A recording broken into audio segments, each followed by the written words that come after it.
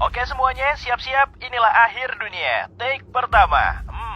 Silakan, Sydney. Awalnya, ada sesuatu yang tampak seperti bola api. Semakin besar dan besar saja setiap menitnya. Dalam waktu singkat, bola api ini bisa menjadi lebih besar daripada matahari. Orang-orang terdiam sambil menatap langit. Mereka belum sadar, mereka harus menyelamatkan diri. Ya, meski percuma juga sih. Asteroid menabrak planet kita dengan kekuatan yang dahsyat, terus bergerak hingga mencapai kerak bumi beberapa kilometer di bawah tanah. Ribuan kilometer kubik batu padat seketika berubah menjadi uap. Semua benda, semua orang yang cukup dekat untuk melihat tabrakan ini akan lenyap dalam beberapa detik. Daratan di sekitar kawah benturan tertutup ribuan kilometer abu panas, pasir, dan puing-puing. Beberapa detik setelah tabrakan, rumput, pepohonan, dan semak-semak sepanjang puluhan kilometer pun terbakar habis. Tapi bukan itu saja, tabrakan ini memancing bencana alam lainnya, seperti tsunami. Lokasi yang tidak terbakar dalam beberapa menit tiba-tiba banjir. Bahkan di beberapa tempat, tinggi gelombang tsunami bisa mencapai lebih dari 305 meter.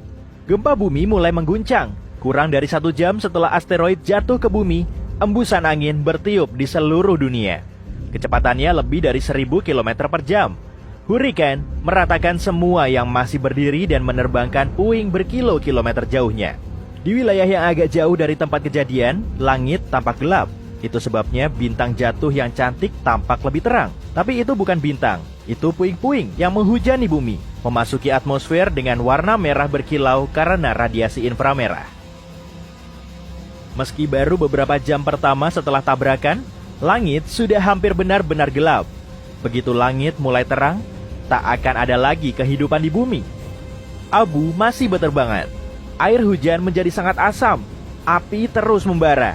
Walhasil, bertonton racun yang merusak lapisan ozon terbentuk. Bumi pun kehilangan perisai terakhirnya melawan radiasi matahari. Oke, aku tidak suka skenario itu.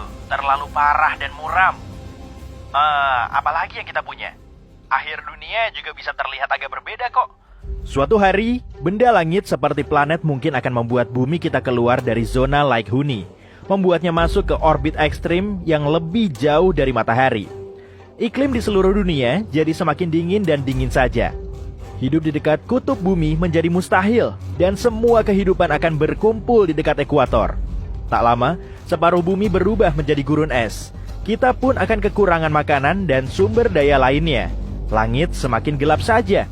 Tak ada cukup cahaya sehingga tumbuhan kekurangan energi dan layu. Hewan pemakan tumbuhan pun punah, tak bisa menemukan makanan. Semakin jauh planet kita dari matahari, semakin lemah tarikan gravitasinya pada planet kita. Pada akhirnya, bumi menjadi terlalu jauh dari sumber cahaya dan panas utamanya.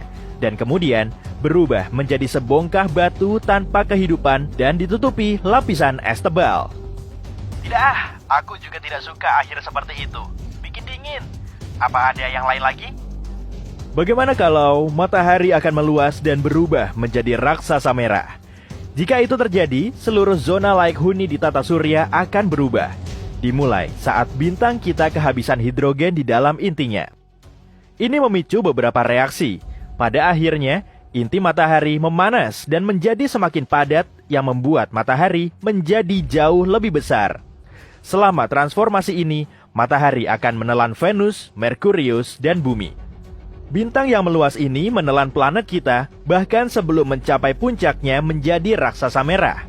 Matahari masih memiliki sekitar 1,5 juta tahun untuk tumbuh. Begitu bumi ada di dalam atmosfer matahari, orbitnya berubah. Planet ini berputar ke arah dalam, di dalam panas matahari. Tapi tak akan ada lagi orang atau benda yang akan menyaksikan kejadian ini.